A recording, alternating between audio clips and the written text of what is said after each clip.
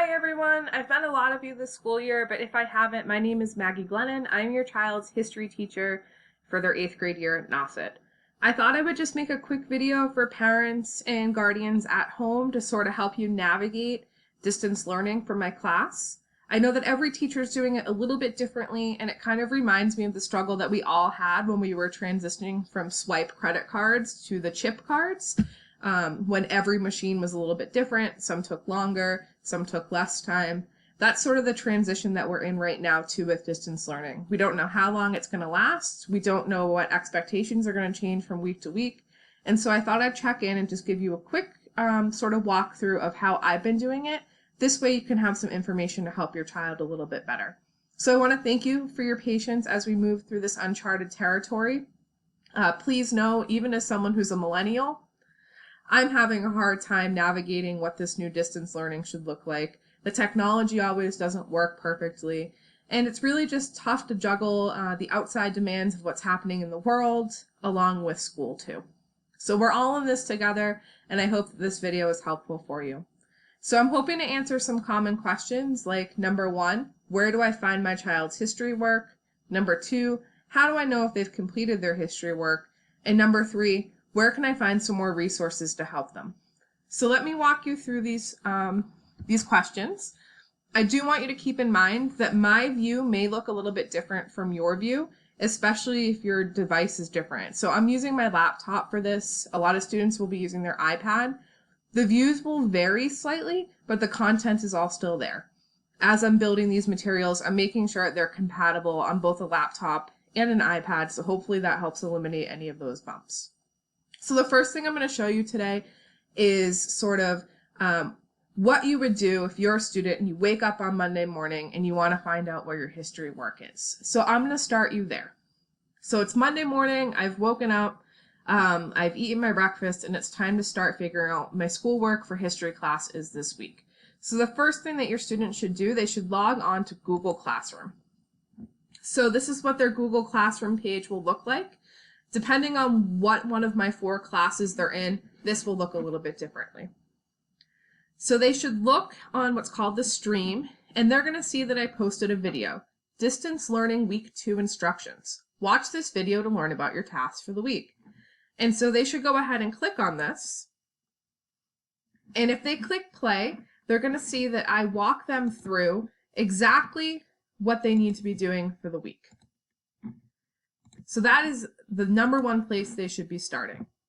After they watch that video, they should go ahead and click where it says Distance Learning Website. So it's going to open up a website that looks like this. So this is the home page. Every week I've added a new button. So last week we did John Adams, and this week we're on to Thomas Jefferson. So you would click week 2, Thomas Jefferson. I walked them through this landing page in that video I just showed you a second ago, but this is all the information that they need to complete the tasks for the week.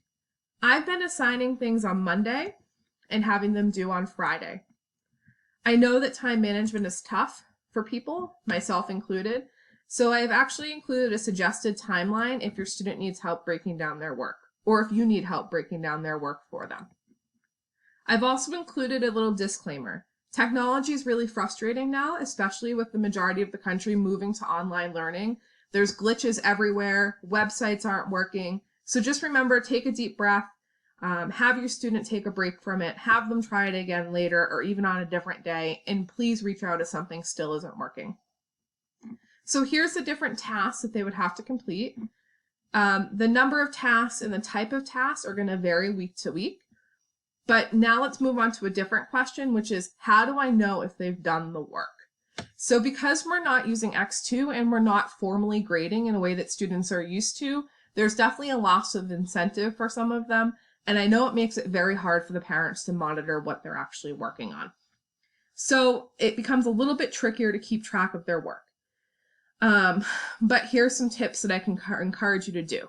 So let's say that they had to complete a Google form.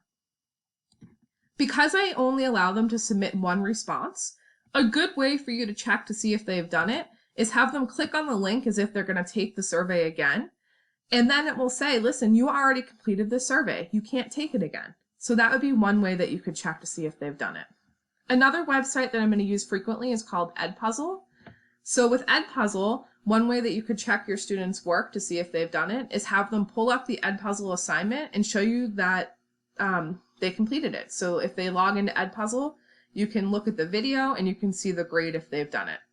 If they haven't done it, it'll say not done. With tasks like reading, it becomes a little bit trickier to monitor whether or not they've actually done it. So for example, this is just a reading that they should be doing on some slides.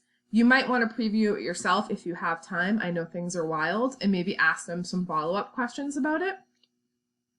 And then we have tasks that will actually require them to submit something on Google Classroom. So for example, this week with task 4, they're required to do a little bit of reading, which is here, and then actually do some drawings and take some pictures of it. So for assignments that require a response on Google Classroom, you would want to look for what the assignment is going to be named. So for example, this says, when you're done, take a picture or upload the file to the Lewis and Clark drawings assignment on Google Classroom. So you would say, okay, can you pull up your Google Classroom page? And when they did, you would want to be looking for the assignment that's named Lewis and Clark drawings. So if you click on that, it'll show you whether or not your student attached some work. With all of these things, I've included some estimated time to complete just to sort of help students with their time management, but please know, obviously, depending on the circumstances and your child's learning style, those times may take a little bit longer or a little bit less. So that answers 2 questions of where can I find the work and how do I know if they've done it. Please, obviously, at the end of the day, if you're struggling figuring out whether or not your child has completed something, don't hesitate to email me. But I wanted to try to include some ways to make it a little bit more fluid for you. The last thing I want to show you is actually my YouTube channel. So I have been making a lot of videos for the kids, some of them just to keep in touch, and some of them, like I showed you earlier, to show them how to do their assignments. So there's a couple different ways to find my YouTube channel. The first way is that you could go back to your child's classroom and have them pull up the stream, and you would see that the YouTube videos are posted here. Okay. The other way that you could do it would be to go to the Distance Learning website, and I've linked my YouTube channel here. Or you could go ahead and look for my face and my name on YouTube. The playlist that will be the most helpful for your student and for yourself will probably be the one called Distance Learning. This is where I'm going to put that video. So those may be the best spots to find out some information to help your student as we go through all of this. I hope this was helpful. I will try to be in touch a few more times if anything radical changes, but please know my thoughts are with you and your family. I hope that you're all healthy and safe, and we will get through this together. And overall, it's been a great time teaching your kids this year. So again, nice to meet you virtually if I haven't. Nice to see you virtually if I've already met you. And I hope you guys have a great, safe week.